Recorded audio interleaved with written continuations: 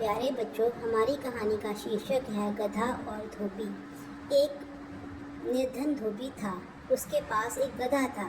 गधा काफ़ी कमज़ोर था क्योंकि उसे बहुत कम खाने पीने को मिल पाता था। एक दिन धोबी को एक मरा हुआ बाघ मिला। उसने सोचा, मैं गधे की ऊपर इस बाघ की खाल डाल दूंगा और उसे पड़ोसियों के खेतों में चरने के लिए छोड़ दिया करूंगा। किसान समझेंगे कि वह सचमुच का बाघ है और उससे डर कर दूर रहेंगे और गधा आराम से खेत चर लिया करेगा।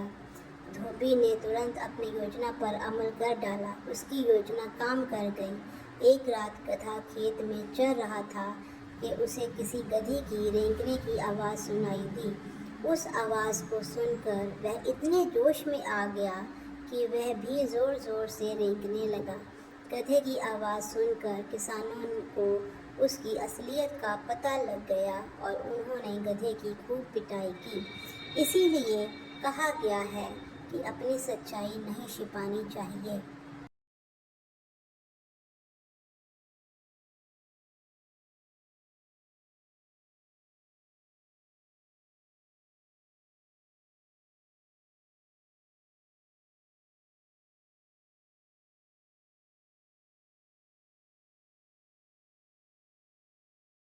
प्यारे बच्चों, हमारी कहानी का शीर्षक है गधा और धोबी। एक निर्धन धोबी था। उसके पास एक गधा था। गधा काफ़ी कमज़ोर था क्योंकि उसे बहुत कम खाने पीने को मिल पाता था। एक दिन धोबी को एक मरा हुआ बाघ मिला।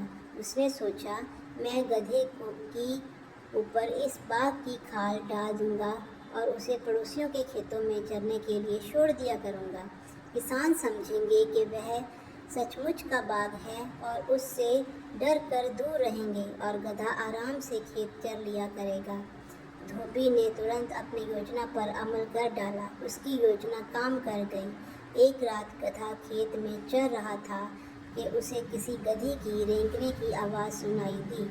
उस आवाज़ को सुनकर वह इतने जोश में आ गया कि वह भी ज़ोर ज़ोर से रेंगने लगा।